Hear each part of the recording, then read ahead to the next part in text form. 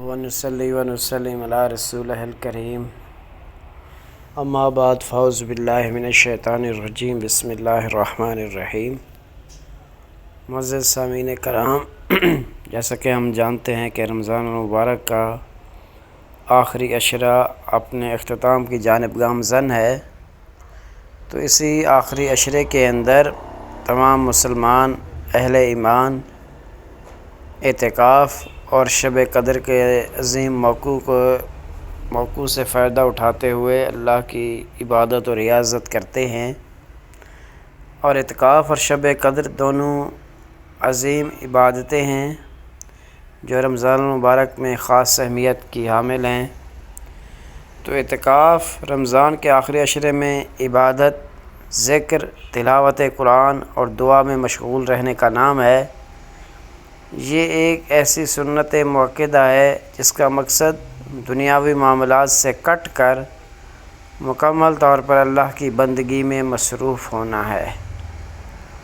تو اعتکاف کی بہت سی قسمیں ہیں، جن میں سب سے پہلے سنت موقدہ ہے، سنت اعتکاف ہے۔ یہ رمضان کے آخری عشرے کے اندر 10 دن کا اعتکاف کیا جاتا ہے۔ اور اسی طرح دوسرا اعتکاف نفلی اعتکاف ہے، اور یہ اعتکاف کسی بھی وقت اور کسی بھی مدت کے لیے کیا جا سکتا ہے۔ تیسرا اور آخری اعتکاف واجب اعتکاف ہے کہ اگر کسی نے نظر مانی ہے کہ وہ اعتکاف کرے گا تو یہ اس پر واجب ہو جاتا ہے۔ تو اعتکاف کے بنیادی کچھ اصول و ضوابط ہوتے ہیں، جن میں مسجد میں قیام کرنا۔ عورتیں اگر اعتکاف کریں گی تو اپنے گھر کے اندر کریں گی، گھر کے کسی مخصوص کمرے میں اعتکاف کر سکتی ہیں۔ اسی طرح دوسرا اصول عبادت، ذکر، توبہ اور دعا میں وقت گزارنا ہے۔ تیسرا اصول غیر ضروری بات چیت اور دنیاوی کاموں سے اجتناب کرنا ہے۔ اسی طرح شب قدر بھی رمضان کی وہ بابرکت رات ہے جو 1000 مہینوں سے بہتر قرار دی گئی ہے، جیسا کہ اللہ تعالیٰ نے سورہ قدر کے اندر ارشاد فرمایا کہ لیلۃ القدر خیر من الف شہر۔ تو اس رات میں قرآن مجید نازل ہوا اور فرشتے اللہ کے حکم سے زمین پر اترتے ہیں۔ تو شب قدر کی تاریخ کے حوالے سے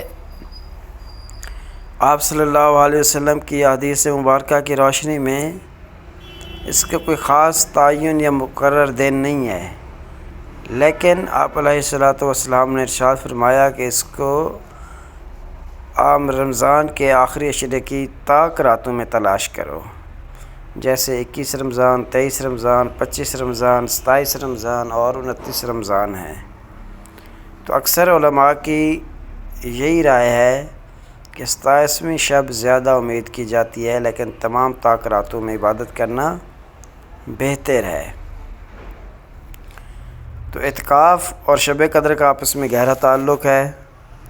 اعتکاف کرنے والے شخص کو شب قدر کی عبادت کا خاص موقع ملتا ہے، کیونکہ وہ پہلے ہی مسجد میں عبادت میں مشغول ہوتا ہے۔ تو شب قدر کی تلاش کرنے والوں کے لیے اعتکاف سب سے بہترین ذریعہ ہے، کیونکہ وہ آخری عشرے کی تمام راتیں عبادت میں گزارتے ہیں۔ اسی طرح یہ دونوں عبادات روحانی ترقی، مغفرت اور اللہ کی رضا حاصل کرنے کے لیے بہترین مواقع ہیں، جنہیں ضائع نہیں کرنا چاہیے۔ تو اس لیے ہمیں چاہیے کہ ہم رمضان کے اس بابرکت لمحات سے فائدہ اٹھاتے ہوئے اللہ کے حضور اپنے گناہوں کی معافی طلب کریں، اللہ کے حضور استغفار کریں، اللہ کے زیادہ سے زیادہ جو پسندیدہ کام ہیں ان کو زیادہ سے زیادہ سر انجام دیں۔